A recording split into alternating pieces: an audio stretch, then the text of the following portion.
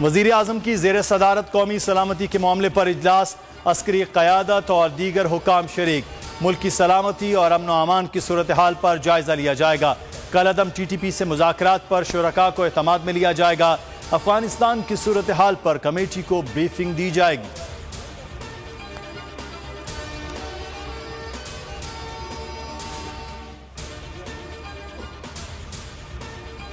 मुल्क में अवाम की तरफ जाना ही वाहिद हल है।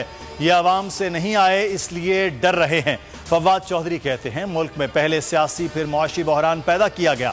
हुकूमत की तब्दीली से वाज़ेह था अदम एतमाद की तहरीक आ रही है। कहा गया रजीम चेंज करके आपके केसेस माफ कर देंगे।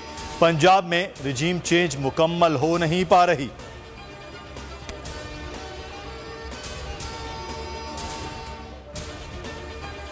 दुआ ज़हरा को मुल्क से बाहर जाने से रोका जाए, बाजियाब करवाकर अदालत में पेश किया जाए। सुप्रीम कोर्ट कराची रजिस्ट्री में दुआ ज़हरा के वालिद की एक और दरख्वास्त।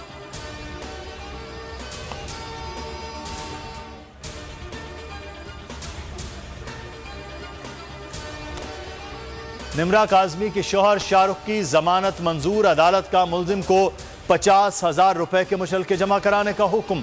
पसंद की शादी पर शाहरुख पर अगवा का मुकदमा दर्ज किया गया था।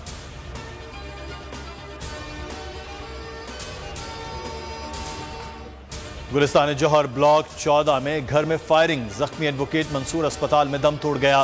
मंसूर ने ससुरालियों पर फायरिंग के बाद खुदकुशी की। सास, ससुर, फुफी और अहलिया अस्पताल में ज़ेरे इलाज। सब्सक्राइब करें और बेल दबाएं ताकि कोई खबर रह न जाए।